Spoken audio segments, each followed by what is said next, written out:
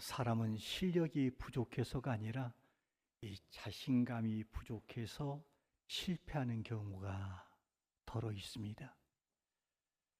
가끔 우리는 이런 생각을 할 때가 있습니다. 나는 안 돼. 나는 원래 부족해. 저 사람처럼 잘 할 수 없어. 그런 생각을 갖는 순간 우리가 아직 시작하기 전에 마음이 주저앉습니다.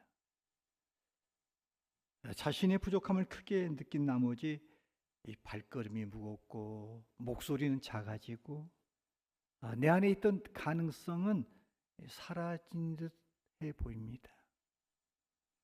사실 실패한 것도 아닌데 이미 내 마음은 실패자처럼 움츠러들어 버릴 때가 있습니다. 저는 오랫동안 목회를 해왔습니다. 그런데 제 안에도 이렇게 제 안에 부족한 것 때문에 늘 내 마음에 힘든 경우가 한두 번이 아닙니다. 특별히 어려운 가정들을 찾아서 그 어려운 문제를 들었을 때 내가 해줄 수 있는 것이 너무나 없다는 겁니다. 아픔을 겪고 있는 환우들을 대하면서 마음은 아파하지만 더 이상 해줄 수 있는 능력이 없다는 겁니다. 열정적인 설교를 한 후에 이 성도들의 변화가 있을 거다라고 하는 기대를 가지고 기다려봤지만 무반응한 성도들을 대하면서 저는 또한 내 능력이 이 정도구나 하는 것을 느꼈고 꼭 저 사람을 사랑해야 할 사람인데 제 안에 이 사랑하기가 힘들어서 그것 때문에 이 부족함 때문에 힘든 경우가 없지 않아 있었습니다. 여러분은 어떻습니까? 여러분은 나를 의기소침하게 만드는 그리고 주저앉히는 내 안에 있는 이 부족함 때문에 기가 죽고 또한 여러분 마음이 무너진 적은 없습니까? 오늘의 말씀은 바로 그 깨어진 마음을 치유해 주신 하나님의 음성을 우리가 듣게 되어집니다. 오늘 말씀 속에는 이 부족감에 시달리는 한 사람 이야기를 해주고 있습니다. 예레미야, 그가 선지자로 부름을 받습니다. 성경에는 정확하게 나와 있지 않습니다만 성경학자들이 연구해 보면 이 예레미야가 선지자로 부름받았을 때 그때 나이가 10대 후반이나 20대 초반이었을 것이다 라고 가정해 봅니다. 그가 선지자로 부름받았던 당시의 상황은 많은 사람들이 배도의 길, 하나님을 떠난 상황이었고 타락의 극한 도를 이루었습니다. 그리고 지도자들과 장로들은 하나님 말씀에서 떠났습니다. 그러면서 당연히 하나님의 사람들에게는 말씀대로 살고자 하는 사람들에게는 적대적인 상황이었습니다. 이런 상황에서 예레미야는 하나님 말씀을 대하는 선지자, 하나님의 주신 말씀을 가감없이 전해야 되는 그런 선지자로 부름을 받게 되어집니다. 이때 예레미야의 심정은 어떠했을까요? 우리의 예상을 빗나가지 않았습니다. 그는 자신이 이 일에 적합하지 않다라고 그런 느꼈습니다. 나는 나이도 어리고 경험도 없는 풋내기인데 어떻게 이 막중한 일을 감당할 수 있단 말인가? 어설프고 서투른 내가 어떻게 정치 구단의 지도자들과 장로들과 맞설 수 있을까? 말 재주도 없는 아마추어가 어떻게 그 말 잘하는 프로 종교인들 앞에 하나님 말씀을 선포할 수 있을까? 그래서 그는 자신을 부르신 하나님 앞에 이렇게 자신의 부족을 솔직하게 고백합니다. 6절은 이렇게 말합니다. 함께 읽겠습니다. 시작. 슬프도소이다. 주 여호와여 보소서. 나는 아이라 말할 줄을 알지 못하나이다. 예레미야는 자신을 보면서 내가 선지자로 하나님 나를 불러주신 것은 고마운데 내가 내 자신을 봤을 때 너무 미숙합니다. 무능합니다. 그래서 그는 이렇게 말합니다. 나는 아이라 말할 줄을 알지 못하나이다. 우린 여기서 배웁니다. 누구나 자신의 연약함과 부족한 면만 바라볼 때 특별히 부족감에 사로잡힌다는 겁니다. 예레미야는 하나님의 부르심보다 자신의 능력에 더 집중했기에, 자기의 가진 재원을 더 집중했기에 부족함이 더 크게 느껴졌던 겁니다. 예레미야가 그랬던 것처럼 우리도 일상에서 우리의 서투름, 무능력에 사로잡힐 때 할 수 있는 게 별로 없다. 이 부족감을 더 강하게 느낍니다. 그러면 예레미야를 주저앉히려 했던 이 부족함을 치유하시는 하나님의 치유책은 무엇이었을까요? 그 첫째는 나를 향한 하나님의 사랑과 관심과 계획을 바로 알았다는 겁니다. 나를 향한 하나님의 사랑, 하나님의 관심, 하나님의 계획, 이것을 깊이 깨달았다는 것입니다. 5절 말씀에서 그것을 엿볼 수 있죠. 자, 5절 말씀 함께 읽을까요? 시작. 내가 너를 모태에 짓기 전에 너를 알았고 내가 배에서 나오기 전에 너를 성별하였고 너를 여러 나라의 선지자로 세웠노라. 하나님이 예레미야를 아셨다는 겁니다. 그에 대해서 모든 것을 아셨다는 겁니다. 그가 어떤 사람이고 어떤 일을 잘할 수 있는지, 그가 어떤 환경에 맞는지, 그 안에 있는 잠재력과 가능성이, 재능이 어떤 것인가를 하나님은 아셨던 겁니다. 하나님이 예레미야를 아셨다. 이것은 외적인 정보만을 하나님이 아셨다는 의미가 아닙니다. 하나님이 예레미야라는 그 사람에 대해서 관심이 있었다는 겁니다. 그리고 그를 좋아했다는 겁니다. 그리고 그를 사랑하셨다는 의미까지 포함되어 있습니다. 여기서 안다라고 하는 히브리어의 야다는 그래서 남녀의 부부관계 속에서 서로를 알았다라고 하는 친밀한 관계에서 나오는 지식입니다. 하나님이 예레미야를 하셨습니다. 그런데 예레미야에 대한 지식과 정보만을 가지고 있는 것이 아니라 하나님은 이 예레미야의 삶의 미래 청사진을 갖고 계셨던 겁니다. 그러한 그의 계획은 하나님이 예레미야가 이 땅에 나오기 전부터 하나님이 그 인생을 계획하셨고 그 계획 속에서 때가 되어짐에 열방의 선지자로 세웠던 것입니다. 예레미야는 스스로 나는 부족한 자입니다, 부적격자입니다고 생각했을지 몰라도 하나님은 그렇게 생각한 것이 아닙니다. 하나님은 예레미야에게처럼 우리 모두에게 부족함을 느껴서 늘 하나님 앞에 섰을 때도 부족하고 이 땅에서 살아가는 삶의 영역에서도 늘 부족하고 늘 나의 안에 부족함 때문에 의기소침하고 늘 자신감이 없는 우리에게 하나님은 관심을 가지시고 우리를 사랑하시고 우리를 주어진 영역에서 우리를 이끌어서 하나님의 나라 그의 의를 구하는 데 있어서 우리를 사용하고자 하는 계획을 갖고 계신다는 것입니다. 여러분 그렇습니다. 하나님이 우리를 택하실 때 이 세상이 있기 전부터 하나님 우리를 택하셨고 우리를 위해서 당신의 아들을 내어줄 만큼 우리를 사랑하셨다는 것을 믿으시길 바랍니다. 그리고 참으로 보잘것없고 형편없고 내 미래가 너무나 희미해 보이지만 하나님은 우리의 각자에 대한 인생의 계획을 갖고 계시고 하나님은 보이지 않는 손으로 오묘하신 섭리로 우리를 이끌어가고 계신 줄로 믿습니다. 따라서 우리는 여러분 우연히 이 땅에 던져진 존재가 아닙니다.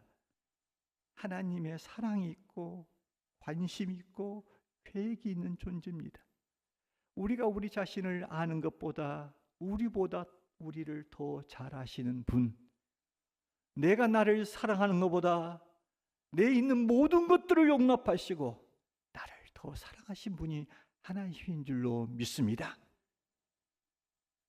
지금 미국에서 뛰어난 설교가 가운데 한 분이셨던 이 척스윈돌 목사님은 어렸을 때 말을 더듬거렸습니다.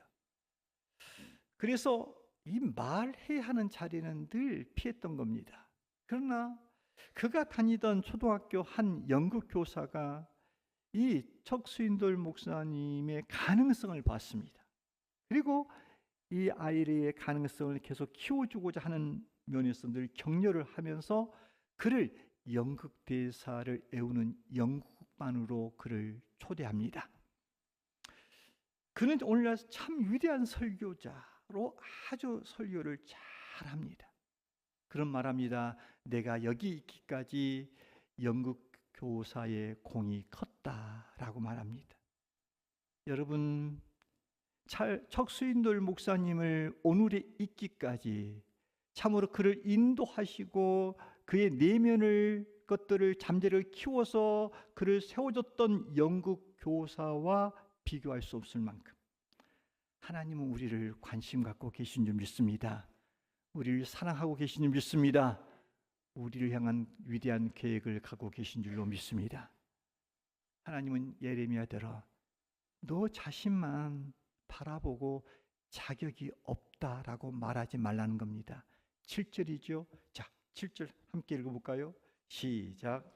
너는 아이라 하지 말고 내가 너를 누구에게 보내든지 너는 가며 내가 내게 무엇을 명령하든지 너는 말할지니라. 하나님은 예레미야대로 전 자격이 없어요, 좀 부족해요, 이렇게 자기의 상태를 늘 말하는 것보다 하나님의 부르심, 그 일에 순종하라는 겁니다. 그렇습니다, 여러분. 우리 역시 자신의 한계와 부족함에 대한 생각에 사로잡히지 말고 우리를 향한 하나님의 사랑과 관심과 계획을 보면서 우리 자신의 부족함을 극복할 수 있기를 바랍니다. 부족함으로 깨어진 마음이 치유되는 그 첫 번째 길은 하나님이 나를 알고 계신다, 하나님이 나를 사랑하고 계신다, 하나님께서 나를 향한 위대한 계획을 가지고 계신다, 이것을 확신하는 것입니다. 따라서 여러분, 그 위대하신 하나님, 여러분을 창조하시고 부르시고 오늘에 있게 하시고 앞으로 미래를 설계하신 그 하나님께서 여러분을 세우셔서 여러분을 사용하시고 일할 것을 믿고 오늘날 나를 주저앉히는 내 안에 있는 이적 부족함으로부터 벗어나는 은혜가 있기를 주의 이름으로 축원합니다. 두 번째, 오늘 말씀 속에서 이 나를 주저앉히는 이 부족함에서 우리를 구출하시는, 치유하시는 하나님의 방법이 뭐냐? 그것은 이 하나님의 동행하심을 확신하는 겁니다. 하나님이 나와 함께 하신다, 이것을 늘 확신하며 살아가라, 이 말입니다. 이 예레미야가 부족함에 빠졌던 이유 중 하나가 뭡니까? 그것은 사람에 대한 두려움이었습니다.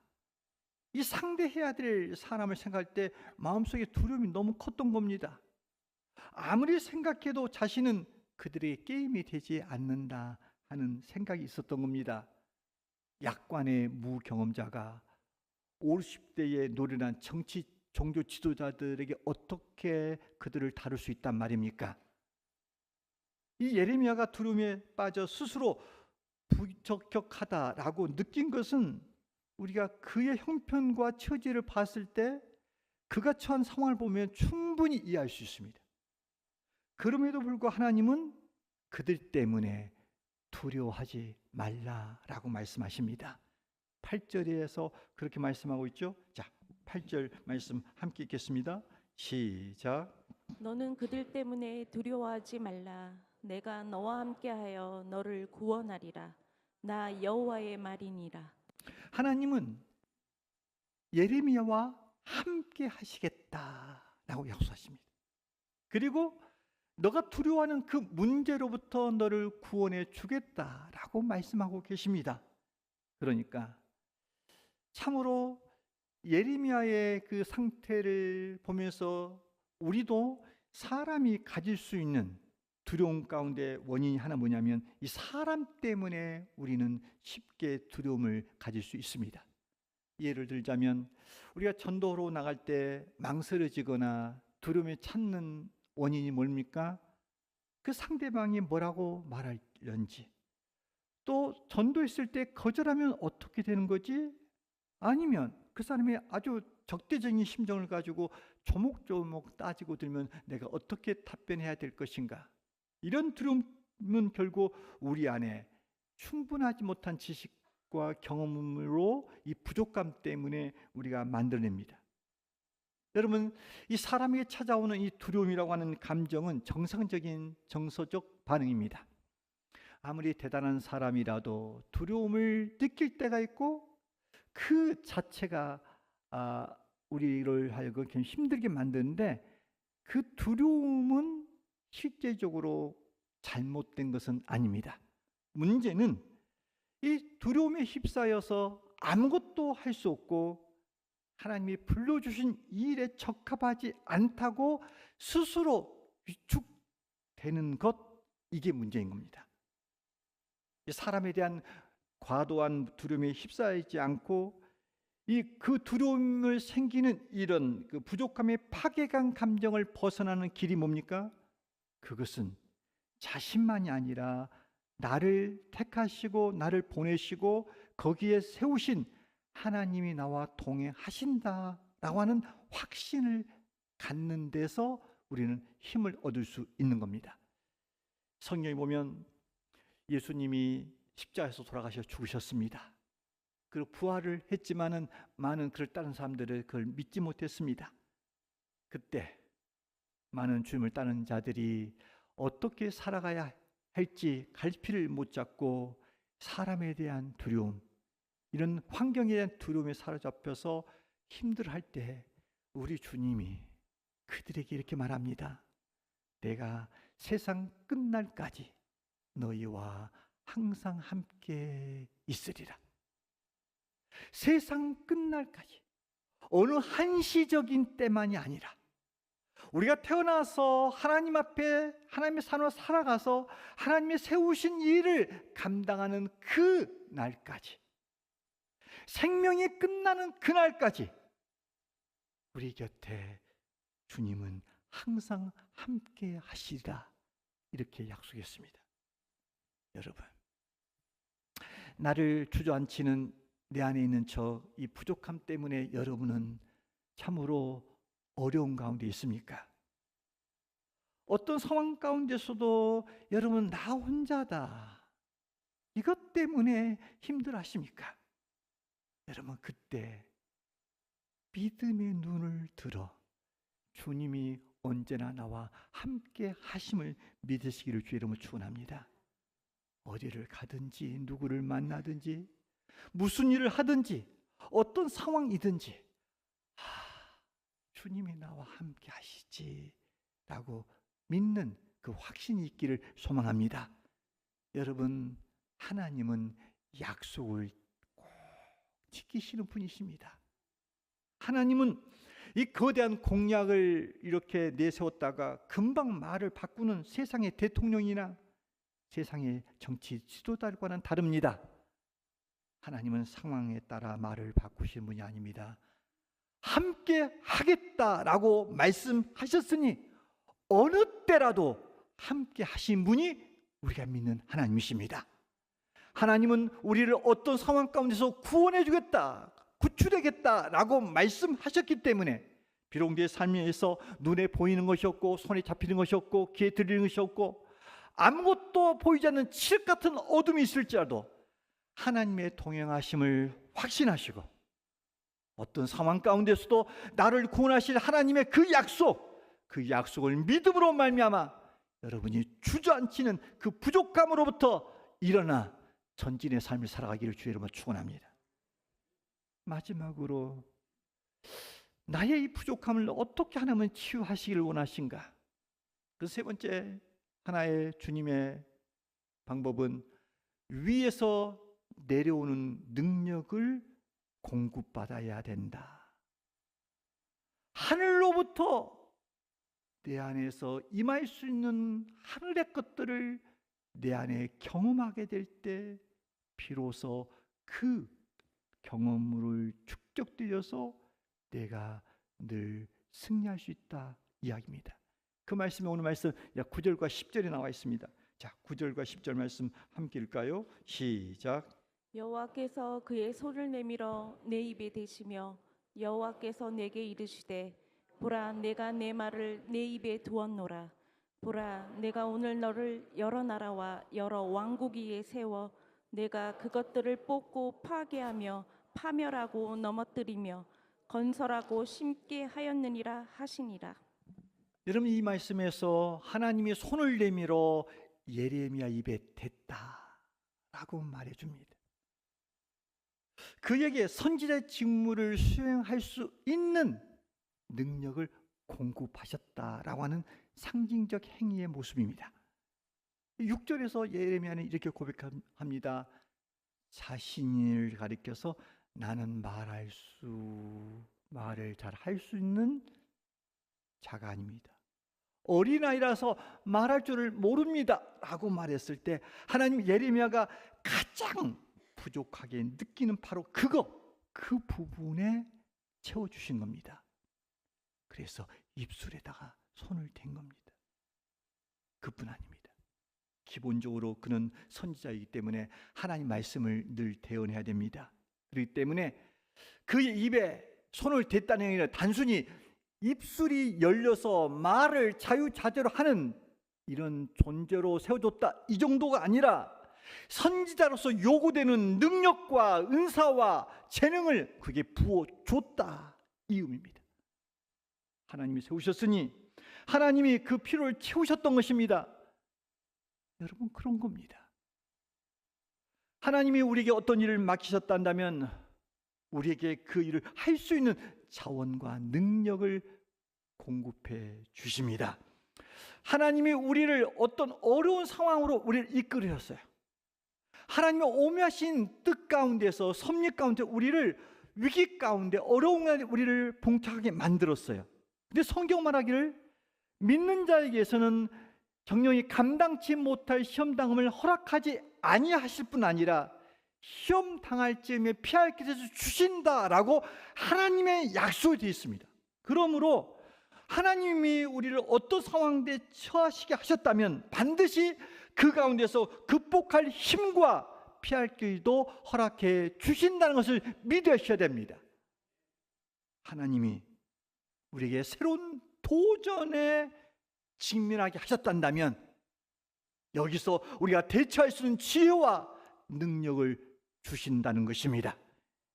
여러분, 우리의 인생은 하나님의 공급 없이는 우리의 지혜와 우리의 힘만으로 산다면 우리는 부족감을 느낄 수밖에 없고 그것 때문에 우리는 고갈되어지고 실망하며 낙심하게 됩니다.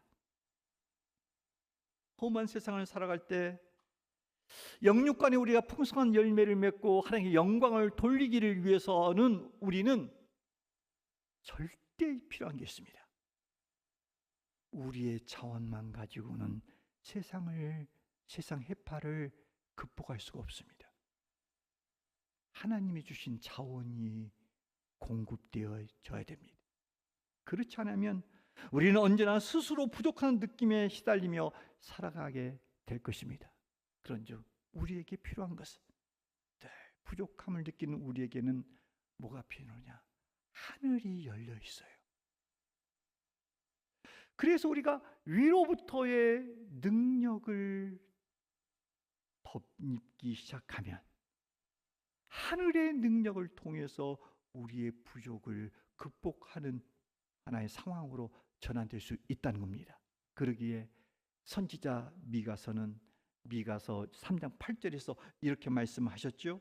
함께 읽어볼까요? 시작.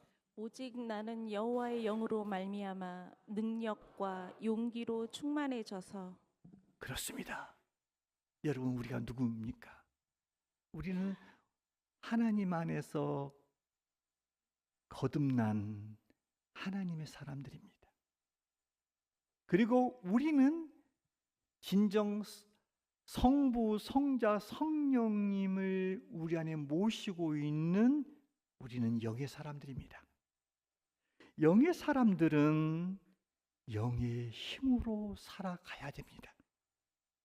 영의 사람들은 여호와의 영, 성령으로 말미암아 능력이 늘 채워져야 됩니다. 성령으로 말미암아 우리가 충만해야 됩니다. 하나님의 사람에게 이 성령의 능력이 공급 없이는 우리는 영적인 일을 감당할 수도 없고 우리 삶 속에 거룩한 열매를 맺을 수가 없습니다. 우리는 늘 이런 의식은 있습니다. 영적으로 승리하는 삶을 살아야 된다 하는 생각은 있으나 우리가 자주 실패합니다. 그 이유가 뭘까요? 성령에 사로잡힌 삶을 살고 있지 않기 때문입니다. 사랑하는 성도 여러분, 영적으로 부족함을 느끼고 계십니까? 주의 사역을 하면서도 열매가 나타나지 않고 있습니까? 영적인 삶을 살아야 된대 라고 하는 그러한 자각과 각성은 있는데 실제 삶 속에서 승리하는 삶을 살고 있지 못하십니까? 우리가 주 안에 주님께 붙어 있고 가지된 우리가 포도나무 되신 예수님께 연결되어 있으면 우리 안에 풍성한 삶을 맺는 것이 그것이 영적 원리인데 우리가 주 안에 있으면서도 불구하고 이 풍성한 삶을 경험하고 있지 못하십니까? 그렇다면 여러분 어디에서 이런 문제가 원인이 있다고 생각하십니까? 다른 데 있지 않습니다. 위로부터 하나님의 능력이 충분히 공급되어지지 못하고 있기 때문에 오는 것일 수 있습니다. 그런즉 우리에게 필요한 것은 진정 능력 있는 삶을 살기 위해서는 항상 성령의 인도를 받고 성령의 능력을 덧입고 성령이 주시는 지혜와 지침을 살아가고자 한다면 오늘 우리에게 하늘의 것들이 우리 안에 공급되어질 때만 우리가 여기서 이겨낼 수 있고 극복할 수 있습니다. 제 앞에는 지금 성능이 좋은 노트북이 있습니다. 그런데 아무리 좋은 성능을 가진 노트북이라 할지라도 이게 작동이 안 될 때가 있어요. 어느 때 안 되냐면 배터리, 배터리, 전원이 이게 연결되어 있지 않으면 이게 켜지지도 않습니다. 그 어떤 작업을 수행할 수가 없습니다. 보기에는 너무나 좋은 컴퓨터인데 진정 근원인 그런 전원이 공급되지 아니하면 이게 무용지물입니다. 마찬가지입니다. 하나님의 능력과 은혜가 공급되지 아니하면 우리의 삶 속에 진정 이런 영적인 하늘의 것들이 우리 안에 공급되지 아니하면 우리가 우리 자신을 압니다.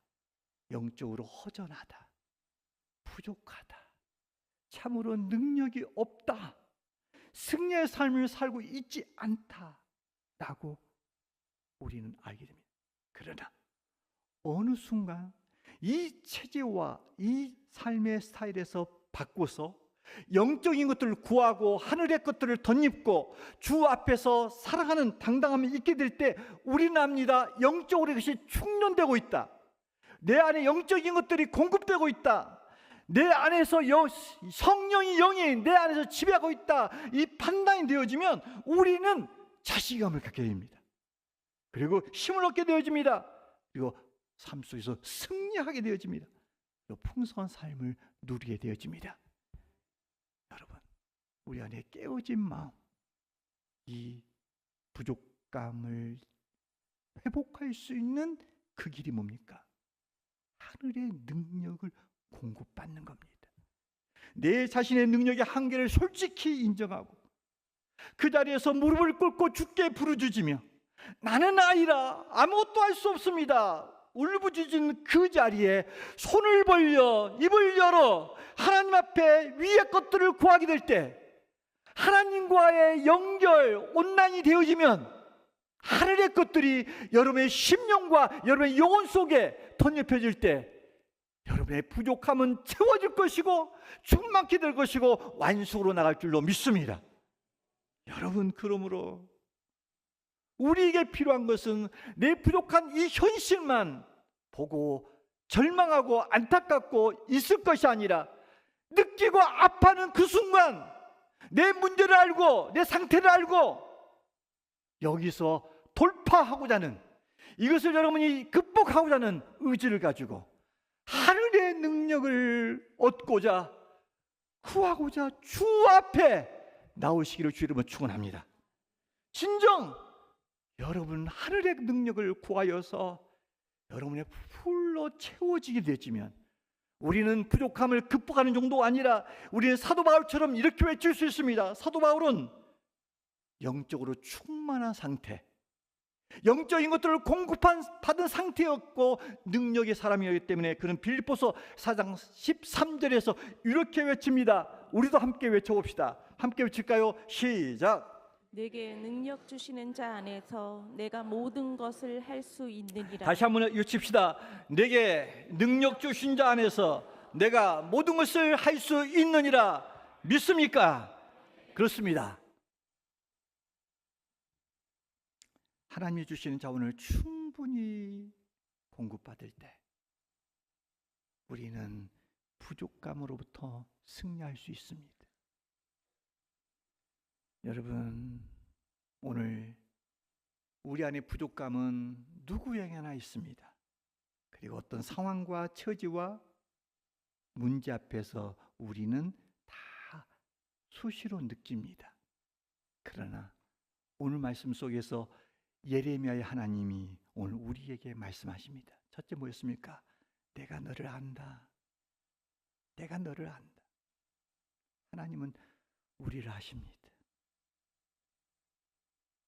그분은 나를 사랑하시고 나에게 관심 있고 나의 계획을 가지고 계시는 나를 아시는 분인 줄로 믿습니다. 그분은 우리에게 두려워하지 말라. 내가 함께 하겠다라고 말씀하십니다. 하나님은 부족한 우리에게 하나님 우리의 동행자가 되어 주십니다. 우리의 구원자가 되어 주십니다. 나가서 그분은 말합니다. 내가 내 말을 내 입에 두었다.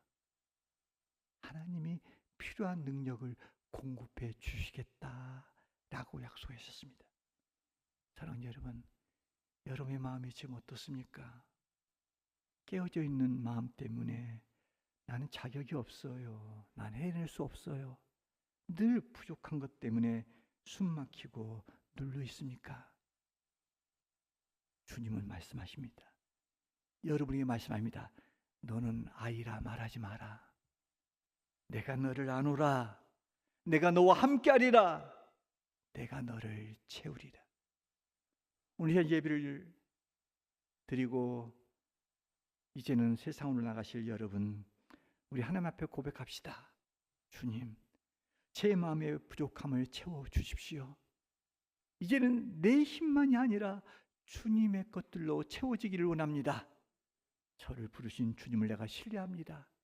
주의 능력으로 나를 충만케 하옵소서라고 그렇게 고백하시길 바랍니다.